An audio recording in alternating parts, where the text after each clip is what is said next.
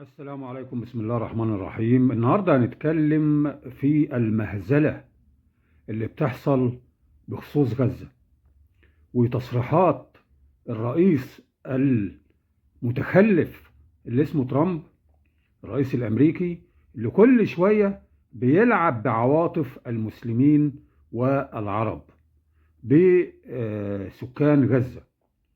وهنقول لكم على المقترح الحقيقي اللي المفروض يحصل، وترامب ياخد أهل غزة يسكنهم في هذا المكان اللي هنقول لكم عليه. لأن هو ده يعني لو هو مثلا عنده عدل شوية، سنة من العدل، ولا أعتقد ذلك، إن هو ياخدهم بقى في المكان ده يعيشهم فيه لحد ما يعمر لهم غزة زي ما بيزعم وبيكذب.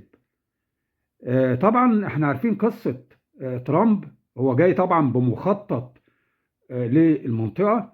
دايما كأن أمريكا ديت ما وراهاش شغلانة أو هدف إلا الدول العربية والدول الإسلامية، وسايبة كل العالم، بتسيب كل العالم بمشاكلهم، بكل قرفهم وكلام ده كله، وبتمسك بس وكل مخططاتها لهذه المنطقة وهذه البلاد العربية والإسلامية.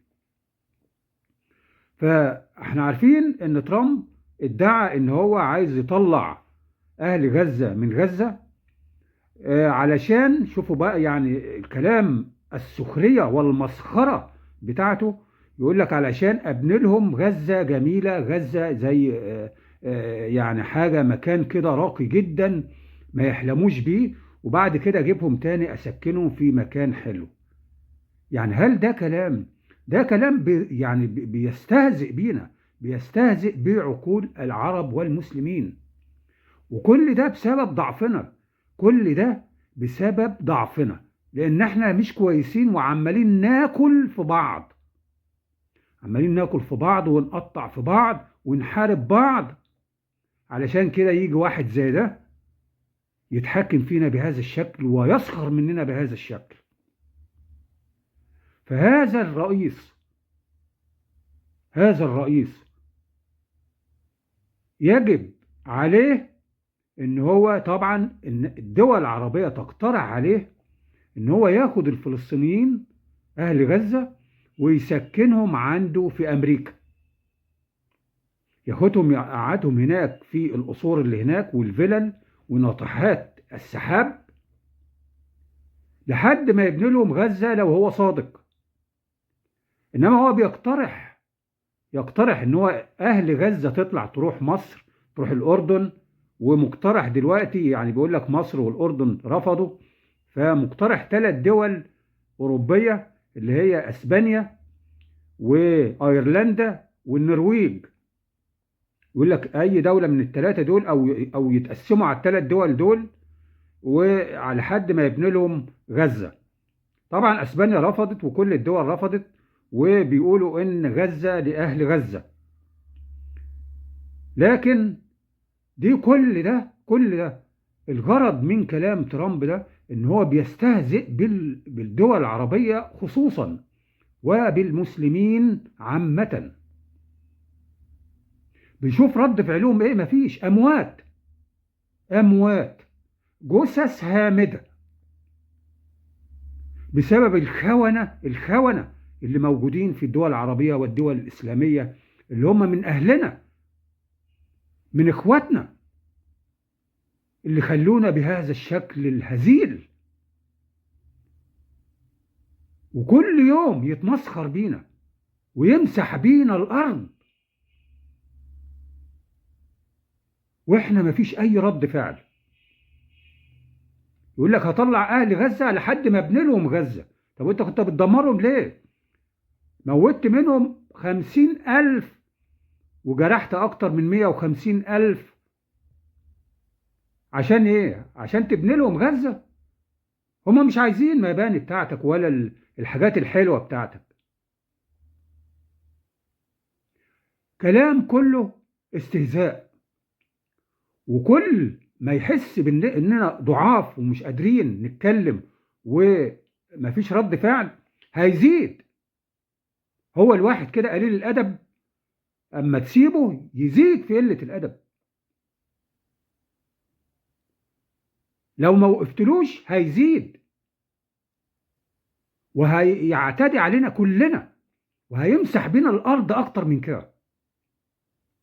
احنا عاملين زي واحد قوي بيتحدى واحد ضعيف، وقال له انا هديك 1000 قلم على قفاك. فالضعيف قال له ماشي، اديني 1000 قلم على قفايا. فلما اداله 1000 قلم على قفاه، وقفاه اتهرى، الغلبان عشان بس ان هو صمت خد ال1000 قلم وما ماتش، اعتبر نفسه انتصر وقعد يهلل ويقول لك انا منتصر. زي ما بيحصل بتوع حماس المهزئين، بتوع الاخوان اللي اسمهم حماس الخونة، اللي هم سبب كل ده، وكانوا على تخطيط كامل على هذه المؤامرة، طالعين يرفعوا علامة النصر ويقولوا انهم انتصروا. انتصروا فين؟ ده انت واخد 1,000,000 قلم على قفاك، ودمرت شعبك وضيعت بلدك،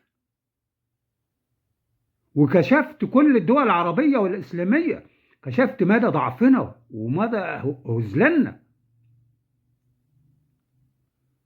وهيخلوهم يعتدوا علينا أكتر، لأنهم خلاص يعني حاسين إن إحنا جثة هامدة أو قطعة لحمة كبيرة مستوية، هياكلك، بس هي عملية وقت. أنت فريسة سهلة بالنسبة له. ليه؟ علشان التهريج اللي بيحصل عندنا، مفيش اهتمام لا بتعليم ولا اقتصاد ولا صحة ولا أي حاجة. يعني مصر مثلا عندها 500 ألف مدرس عجز في وزارة التربية والتعليم بس. وزارة التربية والتعليم فيها عجز 500 ألف مدرس، يعني مفيش تعليم. مفيش تعليم. لما تكون بلد ما فيهاش تعليم يبقى أنت عايز إيه؟ أنت مطلع شوية جهلة يتلعب بيهم ويتمسح بيهم الأرض. وعندك نفس العجز ده في الازهر. يعني الازهر فيه نفس العجز ده على فكره. يبقى لا تعليم عادي ولا تعليم ازهري في مصر. يبقى انت عايز ايه بقى تاني؟ احنا اللي بنعمل كده في نفسنا. لا بنلاقي الدواء ولا بنلاقي اي حاجه.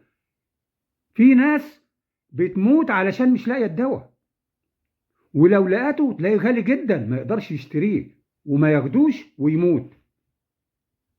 طب احنا ليه بنعمل في نفسنا كده؟ ليه مستسلمين لهذه الدرجة؟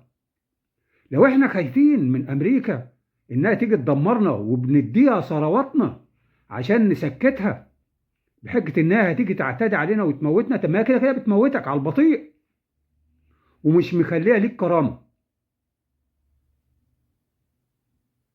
لا كرامة، ولا حتى هتموت على على رضا ربنا. ربنا مش راضي عننا.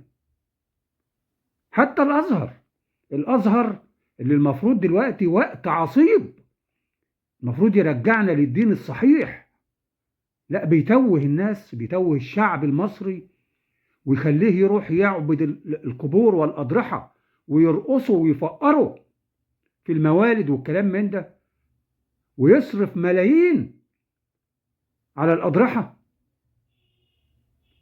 يتوه الناس، يتوه الشعب، بدل ما يوعيهم للدين الصحيح ويوعيهم للحالة اللي احنا موجودين فيها الآن. ما كل ده ضعف ديني، حالة الفساد وحالة الرشاوي وقلة الضمير، كل ده عشان الناحية الدينية غايبة. والمسؤول الأزهر اللي مسيطر عليه الصوفية بتوع الموالد بتوع الأضرحة. خلونا بعدنا عن ربنا، وعشان كده ربنا غضبان علينا.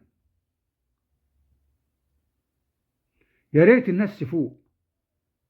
وانا بدعو نفسي برضو، يعني ما بقولكوش ان انا احسن منكم، انا برضو من ضمن الناس اللي المفروض افوق وكلنا نفوق مع بعض ونقف مع بعض ونقف لهذا المعتوه اللي عمال يلعب بينا ليل نهار وهيزيد.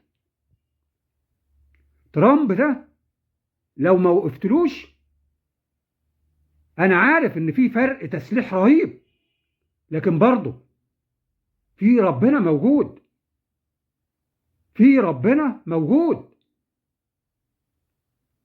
وكده كده انت ميت، يبقى لازم تقف له، لازم نقف له، ما نخافش منه. هتخاف منه هيجي يموتك اكتر، هيجي يدعسك وهيضيع شرفك. خايف من ايه؟ ما هو كده كده هيموتنا. يبقى نموت بشرف وكرامة ونرضي ربنا. انما يستهزأ بينا بهذا الشكل. كل شيء له حدود، كل شيء له حدود. زي ما طلعت ناس هناك عند معبر رفح ويقول لك ده مصر رفضت والاردن رفضوا انه ياخدوا الفلسطينيين وكده وخلاص، وترامب صرف النظر وبيوجههم لدول تانية. طب ما تقف له، قول له لا، اهل غزة هيتنوهم في مكانهم، وما كنتش تسمح يعني من البداية ان يتم عجنهم وطحنهم لمدة 15 شهر بدون اي رد فعل. كل ده هيخليهم يتجرأوا علينا اكتر. وربنا يستر على القادم، ربنا يستر علينا في الايام القادمة اذا لم نقف لهذا البني ادم. ولازم نخلينا مع ربنا، والازهر يفوق. الازهر اللي فيه مجرمين يفوق. والسلام عليكم ورحمة الله.